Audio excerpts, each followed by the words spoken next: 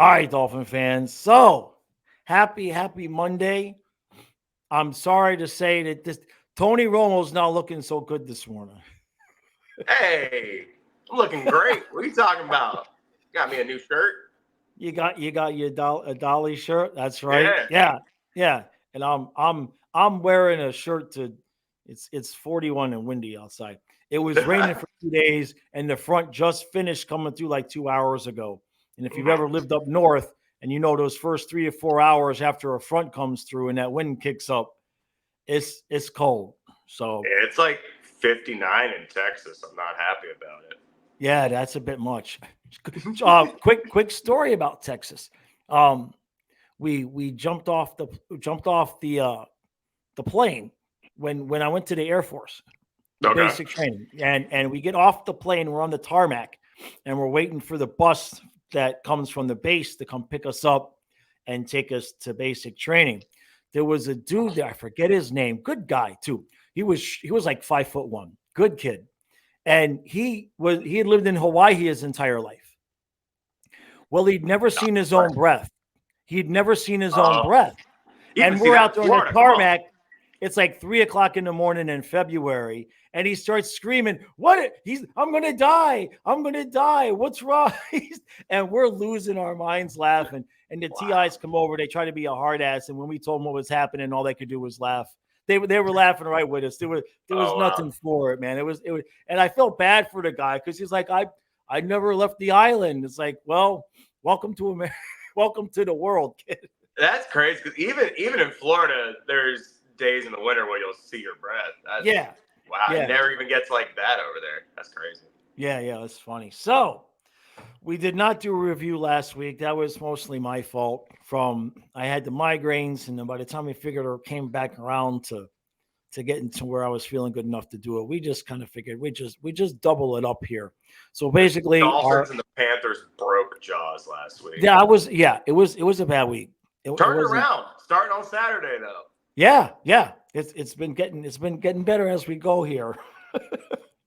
But yeah, it was a rough week. And all I can say about I don't want to get too much into the previous game about the Titans and everything like that.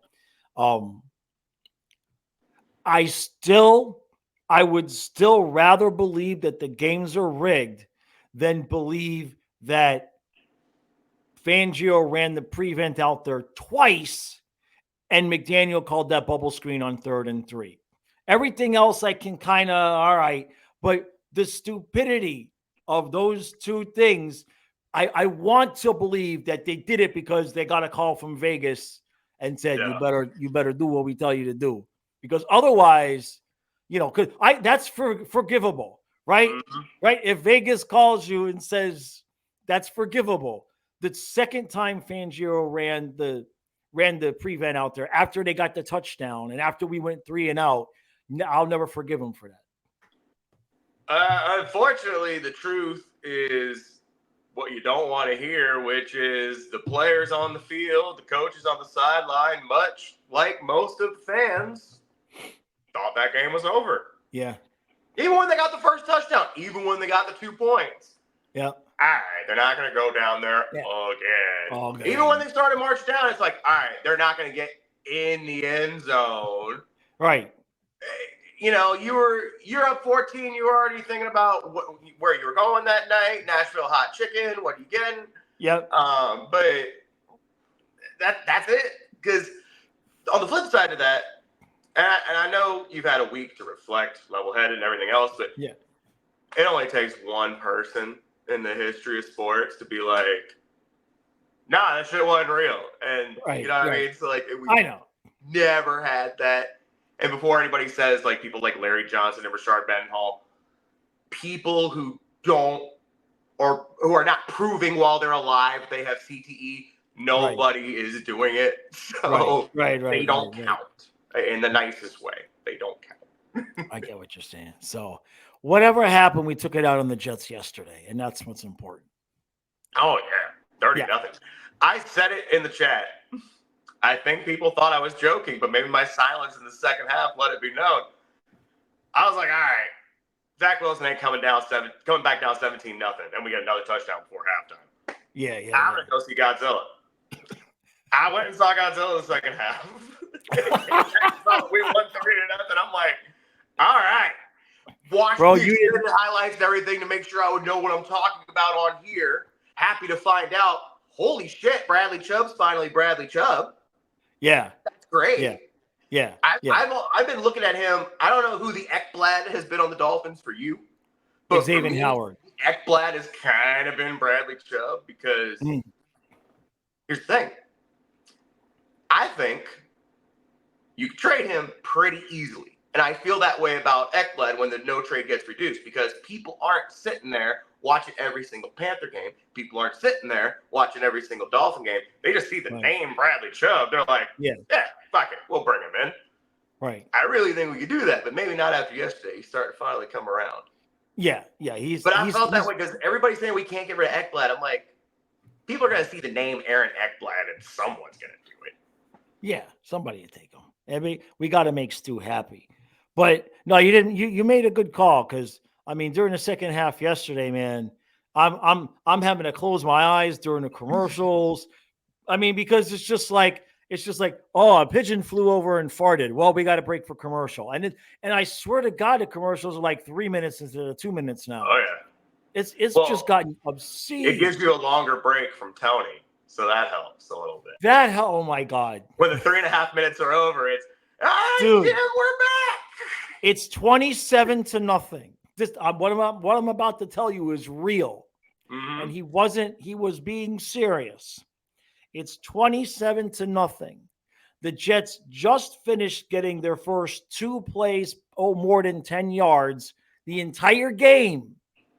And Romo says with a straight face, if the Jets march down and get a touchdown here, they're not out of this game. Hey, he's got to keep the people viewing. He is a man working in television now. God. And he can't be like, this game stinks, go to Fox. Like, go see Godzilla. Can't say watch the Fox game. Oh, man, no. Godzilla -1 was really fucking good. I'm not going to lie. It was really good. Hot take, I don't like grill theaters. These movie theaters now, they're like, oh, we have servers and we bring the food to you. I don't like it. I don't like it. I was with my sister and my brother-in-law. They got the food. I didn't. And our server, even though I didn't get anything, I don't think she knew she worked in a movie theater. Because she'd come through, she's like, hey, what y'all want to order? I'm like, yeah. It was only the previews, but still, it was a Ghostbusters preview. Bitch, shut up. Look at me like, you want anything, sir? I'm like, no. Giving her the Obi mama glare. I'm like, no. But the movie was really good. Don't like studio theaters. Or not, a studio. It was studio movie grill theaters. I don't care what brand it is. Grill theater. I'm not doing those no more. Give me a regular old movie theater with regular old popcorn candy. Yep. Yeah. I went to one of those eat-in theaters. I went to one. It's not the same. Like when you're at home, you eat dinner and then you eat dessert during the movie. That's what it's for. You eat dinner and then you get the ice cream and everything and you pile a fucking bunch of shit on top of it. And then you sit in a recliner and make yourself sick. Yeah, that's what movie food is. I don't want to eat my steak and sit there trying to. The brain is not. You're not going to be engaged.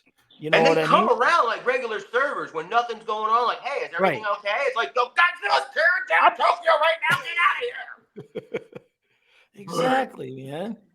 Can you imagine Can you imagine seeing like Titanic, like a 3-hour plus movie, and they're just like every 15 minutes? You know what I mean? And it's like he's like, I'm the king of, and like halfway through, she's like, you need a refill. You know, it wouldn't have been bad if she acted like she worked in a movie theater. She like got down a little bit, like, hey, but bitch act like she's working at Hooters. But bring it back around. I just used a sports bar to bring it back around. I was no Tyreek Hill, and we put up 30 points. How about that? But you, a lot like Tony Romo, predicted the first play of the game. I did. I almost fell out of my chair, man. My man. I couldn't believe it. I know. For those who don't know what he's talking about, in my pregame for the recap yesterday, I said, I just hope that McDaniel's idea of replacing Tyreek isn't throwing bubble screens to Waddle. And first thing out, first snap, it takes one step, boom, bubble screen to Waddle. It worked. He got like 5-6 yards or whatever. Yeah. But it's just further proof that they had the room rugged.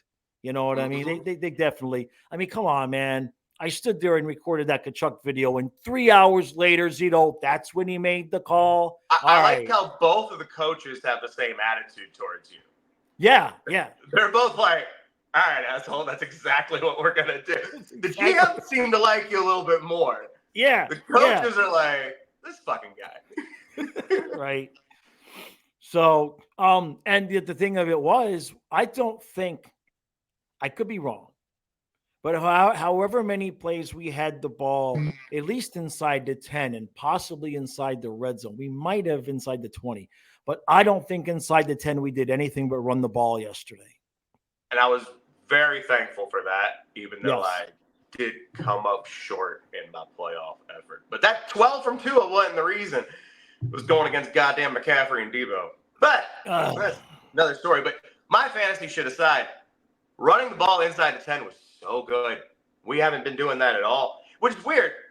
So Mostert had the 3 carries in a row, got the 19th touchdown. It's the most in franchise history. Yeah.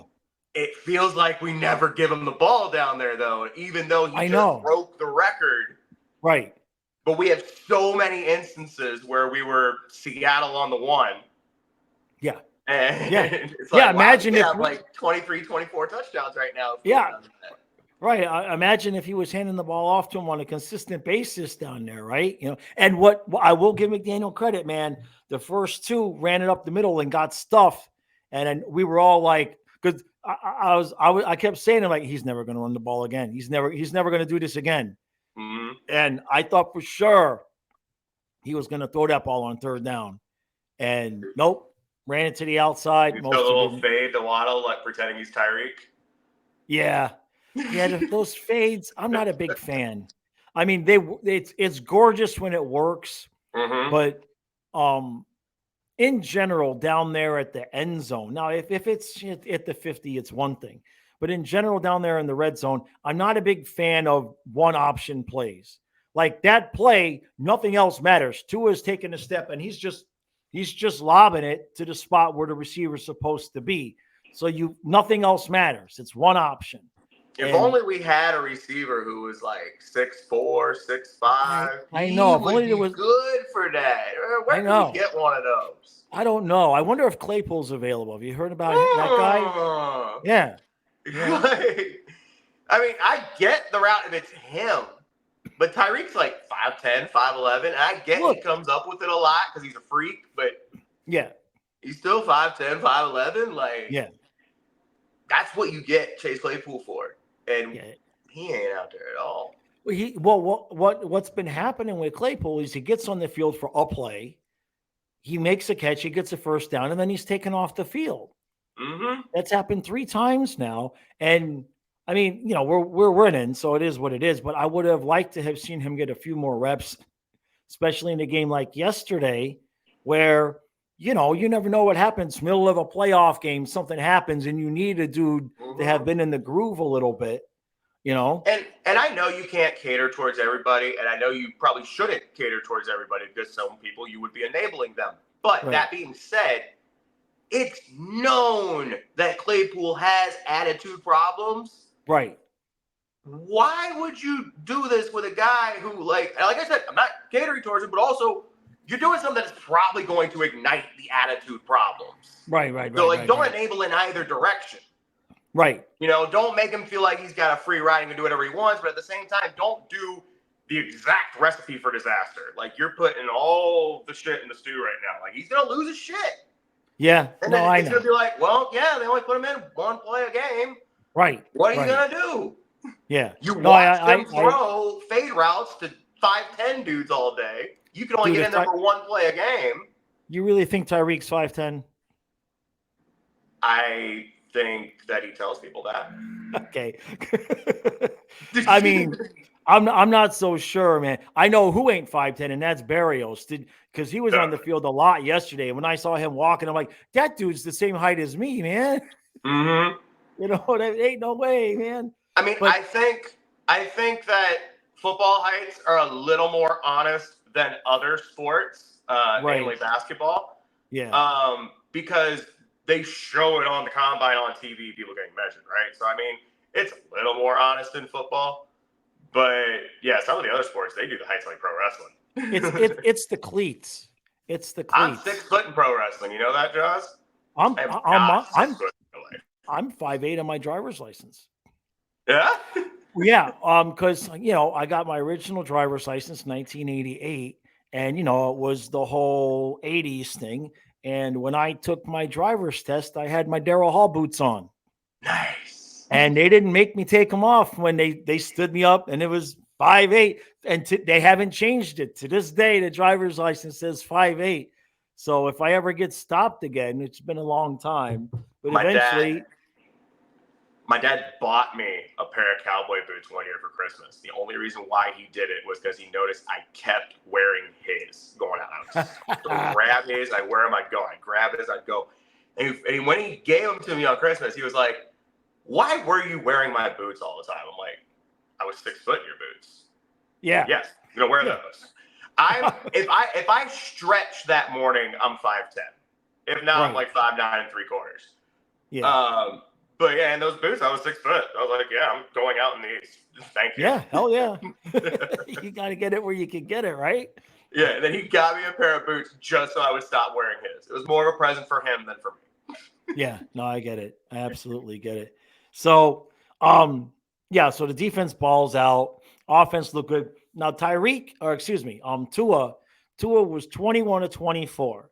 Mm-hmm. And you would think that in 21 to 24, there would be nothing possible to complain about. However, if Williams had any hands, Tua would have been 21 of 24 with a pick six, because one of those incompletions was, and I was telling you about this channel, and I want people to check this channel out. It's called the New York Jokes. And what they are, they're a father and son team. They do Jets games. They do live streams. And when Williams dropped that pick six, holy hell in a handbasket. So no, Tua played well. Obviously, it was one of those games where you kind of think, because we were kind of stalling here or there. I mean, we got 30 points, but let's be honest, the first 7 was a gift, right? Mm-hmm. The field goal to make it 10-0 was a gift because of the fake punt. So 10 of those points. I'll take 20 against the Jets defense, though. Yeah. Defense. Yeah, no, absolutely. But it was just one of those games where you just kind of like didn't really think much was happening. Then you look at his stats and it's like 21. He only had 3 incompletions the whole game, and one of them was memorable. Yeah, I mean, someone would have caught it.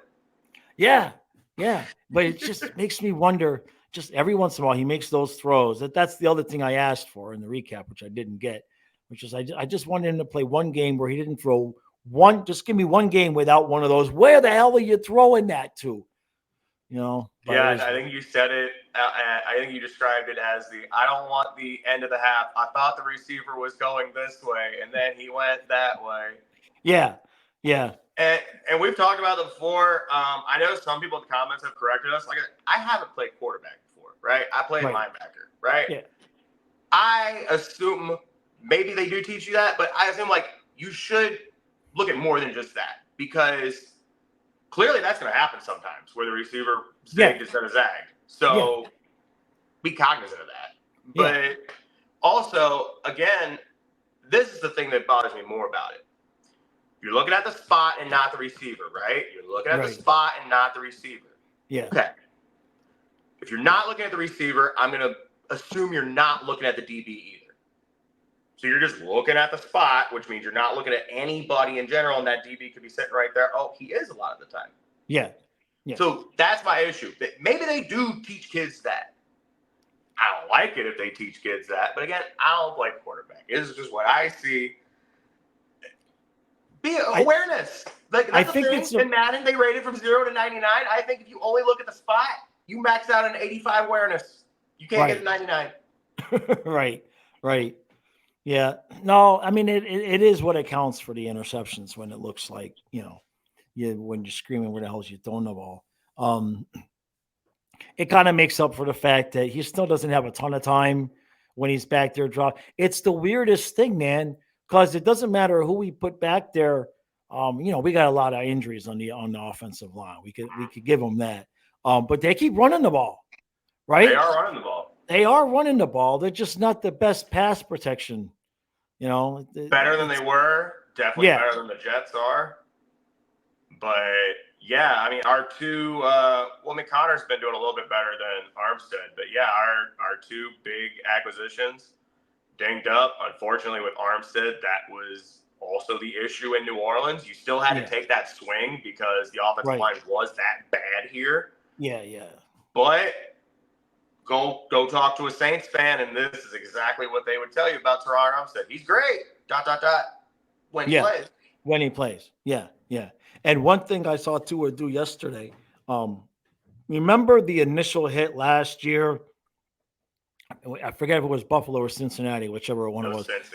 The first one where he kind of just got pushed. Oh, Cincy was the second one. Okay, so it was Buffalo where he got pushed after the throw and he just went straight back, right? Yesterday on the play, probably nobody saw this because we were all screaming because it should have been pass interference, and they said they ruled the ball was uncatchable. But on that play, Tua got hit almost as a duplicate of that hit that he took, and I watched him, and I know because I was a black belt in judo.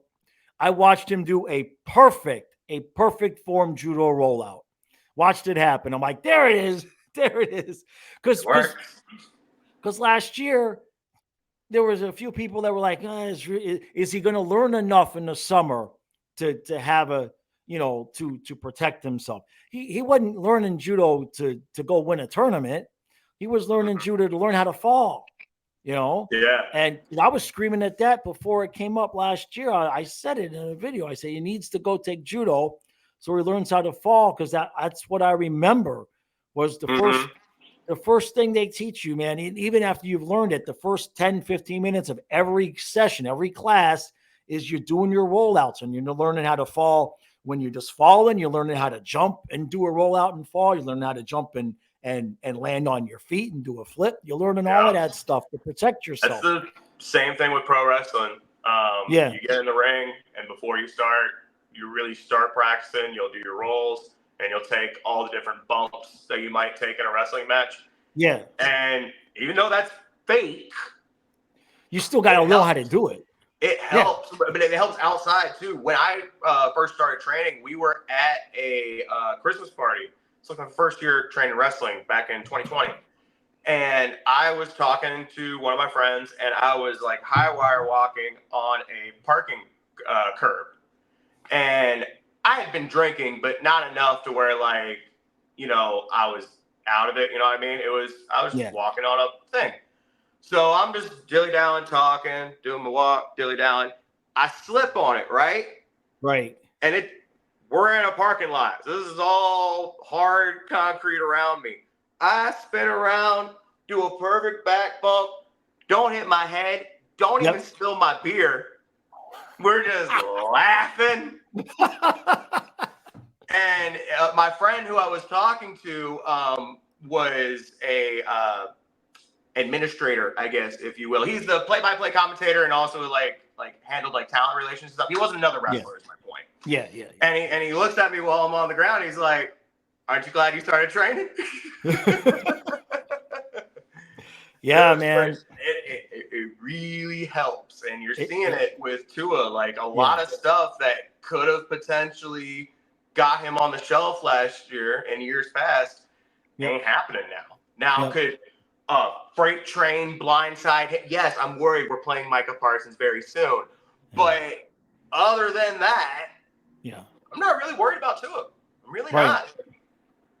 And I'm someone who passed on him in fantasy this year. I'm not trying to bring fantasy back to everything, but I'm just saying I was one of those guys in the beginning of the year that was worried about durability. I could have drafted him in any of my leagues. Who did you passed take? him up every time. I got Kirk in most of mine. You got Kirk? Yeah, and then Kirk got hurt. Look at that. I don't blame you, though. Yeah, most of my leagues, I had 2 of them. I had Kirk and Sam Howell backing them up in both of those. And then the other one was even worse. I had Deshaun Watson and Anthony Richardson.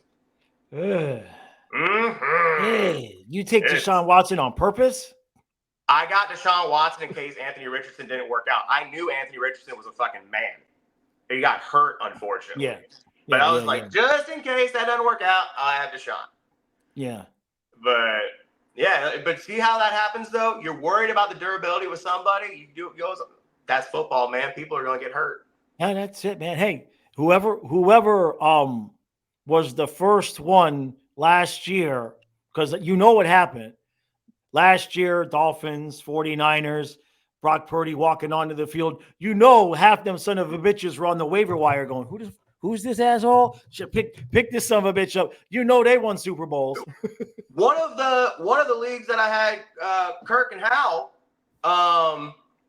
and one of them was 16-team league, so I had to go with Howell after that. The other was only a 12-teamer. I picked up Brock Purdy this year. Wow. He had some game in the middle of the year where he only put up like an 8. Yeah, he had like a couple of bad games. And I was like, give him back. Yeah. So, yeah, like, that's why I tell people to wait on quarterbacks because there's always somebody there. If you can get Brock Purdy at the end of the draft, golden. Right. But back to real football and the Dolphins. Like I said, we are playing Micah Parsons very soon. Yeah, let's talk about that a little bit.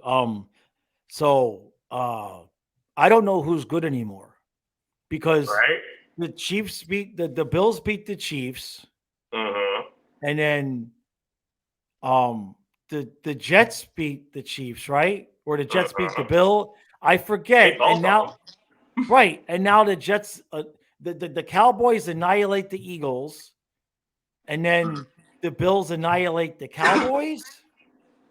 Who, you know, the only name that comes to mind when I say who's any good is Baltimore, because they just keep winning. Even them, they had that choke job against Cleveland. Yeah, but everybody's got that one. Right. Well, I mean, they had that Tennessee game. Like, it was, I mean, I guess it wasn't as big of a choke job because it hadn't happened in 600 or so games. Right. But it was a pretty big choke job that they had against the Browns. So, like you said, everybody has that game. I guess, I mean, we have to win all 3 in order to keep our destiny for home field. But you got to win all 3. And if you're going to lose one, it's going to be Dallas because it's only because of an NFC thing. But if you're going to have any shot, you got to win all 3. You got to win all 3 because now with Jacksonville losing yesterday, that helps our cause a little bit. But if we lose to Baltimore, then we'll also be tied with Kansas City, so we'll fall to 3. So the only thing with asking them to win 3 in a row, and this is me being superstitious than anything. Yeah, they got to win 3 in a row. Well, they can't lose once they get into the playoffs, so they get that bye week.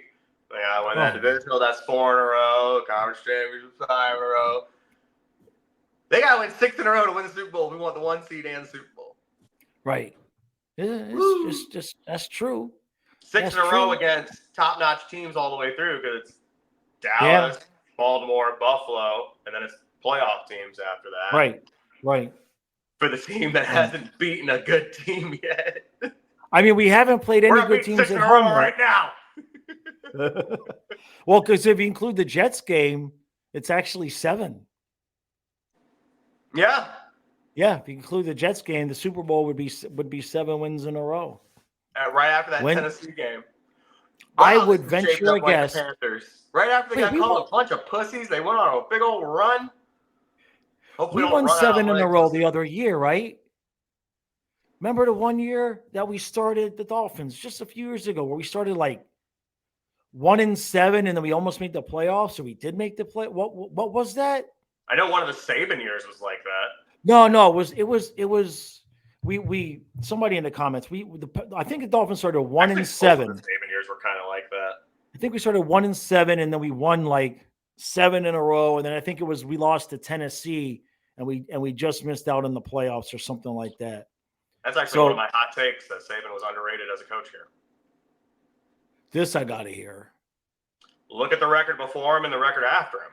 Sure, the record wasn't great with him, but the team wasn't great.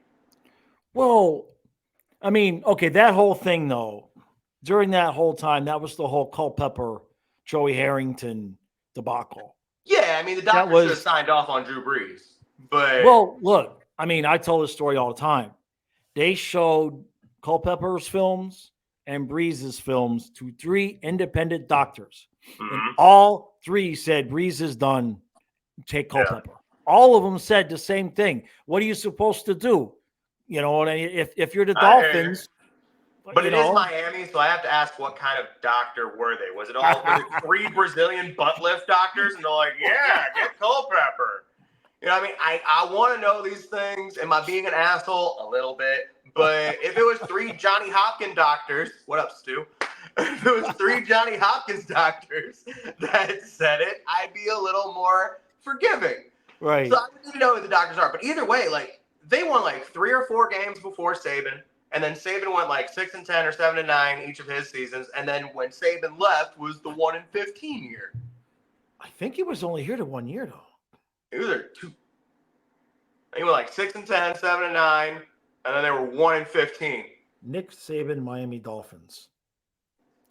I think it was just the 1 year. God, his annual salary is 11.4. Like, am I saying he was great? No, but yeah, it was just the 1 year. Oh, the 1 year. So yeah, but still, the record before and the record after. You had the coach. You had 3 coaches there that all basically had the same roster. Clearly, Nick Saban did the best. That's all I'm saying. Well, Nick Saban is where he belongs. So put it that way. Well, he's in the college football playoffs, so I'm not going to say he's where he belongs, but we're not going to get into that. Well, look. I did that to myself. To finish that point out, if anybody needs any Dante Culpepper cards, my brother, when he got separated from the Air Force before he went into the Navy, they gave him a nice little settlement, and he spent solid 6 figures, over $10,000 on Dante Culpepper cards because he thought Culpepper was going to be the next Marino. And he's still got them. He's got 2 5,000 count boxes full of every Culpepper card you could ever want. So if there's anybody that needs them, I'm figuring he'll go cheap. He'll go cheap. Man, I know some people that went hard in the hobby during the pandemic. Not 5-6 figure hard, but I saw some crazy stuff during that. But yeah, you know, it's funny, like, one of the cool things about that, like trying to flip cards and stuff, is you're kind of getting to be a football expert yourself. And here's what I mean by that. If you think a guy stinks, like I think Bryce Young stinks, you can still make money with him. You just flip him now. Just like a few years ago when Mac Jones was a rookie, his cards were selling. I thought he stinks. So you sell them now because you don't sell them now. You sell them now back then. Because you wait till now, you can't flip a Mac Jones card. You can't flip a Trey Lance card. So that's the cool thing about it, is like you can guess on if a player's good or not, and that's kind of the gambling aspect of it. If you think they stink, you sell them immediately. If you think they're going to be good, you hold on to them. Sometimes you're right, sometimes you're wrong. Give me all your Anthony Richardson cards, please, and thank you. So last thing. This would have been, whenever it was, the year before the Mark McGuire, Sammy Sosa, all of a sudden everybody's hitting 70 home runs. Yeah, steroids save baseball. And I used to go, there was I don't think it's there anymore, Hollywood Square Mall. And I used to go to the card shows there. And, you know, I'm just a kid, you know, and I'm just walking around and just hunting, you know, lots of dealers. They got the quarter boxes, dollar boxes, et cetera, et cetera. And there was this guy that had a dollar box, and I wanted my football cards. And I had gotten a bunch of baseball cards at a yard sale. Long story short, I had a bunch of Sammy Sosa rookie cards. And all I wanted to do was trade him 1-for-1 with the dollar box because he was buy, sell, trade. He would make, you know what I mean? And I'll never forget, the guy looks at me and he says, "Who the hell would want any Sammy Sosa cards?" Well, Oh man. 1 year later, in SpongeBob language, everybody wanted Sammy Sosa rookie cards. Robin Williams had a stand-up bit talking about being someone who was frozen and thawed out years later, and he's like asking questions, and one of the questions he asked is, "Who's the president?" They say Bush. He's like, Right. "Still?" Like, "No, his son." "Oh, Jeb. Okay, he's a nice guy." "No, the other one, Junior, the one who traded Sammy Sosa." Well, yeah, there's a meme. There's a meme that's Howard Cosell, and he's got his arms around O.J. Simpson and Bruce Jenner. And the meme is, "This is Howard Cosell, and I'm back from the future, and you're never going to believe this shit." Yeah, I saw that one. Yeah. Robin Williams, the whole reason he was against Bush being a president was he traded Sammy Sosa. Traded Sammy Sosa. Yeah, that's why. Well, look, Sammy. Oh, and all of a sudden nobody was hitting 70 home runs anymore. It was just and nobody was watching baseball anymore. I know, right? That was crazy, man. Funny how that works. Yeah, funny. To all the people who want to take the fighting and the hitting out of hockey, okay. Like as if there's already, nobody watching hockey. Watch what happens if you take that out. Yeah, no, we're that needs this. You couldn't take it out anyway. It's in the culture. They're trying. Yeah. Good luck to them. So, all right, Dolphin fans, this has been some kind of a review of some kind of game, and that's okay. 2 games, kinda. Yeah. We previewed 3 games, kinda. Look, I'm 52 years old. The last time they won the Super Bowl, I was 1. So basically, all we've been doing for the last 50 years is talking shit until we make the playoffs and see what happens. And this team is making the playoffs. Dolphins fan podcast right here. That's it, man. Playoffs. Okay. I mean, if I had $1, I mean, look, I grew up, like teenager in the Marino years. Okay. I mean, it was just like the agony of every year just expecting this is the year. Yeah, it's Dan freaking Marino. How are we not in the Super Bowl every year? And sure enough, here we are, second round of the playoffs in Buffalo, and it's 56-49, and we're losing the game in the snow or some shit like that. Mm-hmm. And it was just year after year after year after year, man. And so far, not much has changed. Just the only thing that has changed is the names. And now I get to watch people tell me I don't know football on the internet because they don't know how the game was actually meant to be played, as opposed to this crap that we watch on TV now. It's gonna be on us to keep it in the warm weather, because we had a few weeks ago we had a little ace in the hole there, where if Jacksonville got the 1 seed and we got the 2 seed, wouldn't have been the end of the world. You still have home field unless it's Jacksonville. Since that's not happening, It's on us to keep it out of the snow. The difference, I mean, the difference between getting the bye and having all the games in Miami versus having to maybe go to Kansas City or Baltimore. I mean, it's just like it's the difference between 5-6 and 6-6. You know what I mean? I mean, it's just a different planet. Yeah, I mean, as much as I was saying a couple seconds ago, how hard it's going to be to win 6 in a row against these kind of teams, what would I rather have to do? Win 6 in a row or win 1 game in that environment? Right. Yeah. Fuck, when you say it like that, I think I'd rather just go ahead and win 6 in a row. Win the 6 in a row. Yeah. But one of those games is going to be in that environment against that team. They still New Year's Eve against Baltimore. Yeah, I know. Jeez. So, all right, Dolphin fans. Yeah. So, I'll end the podcast.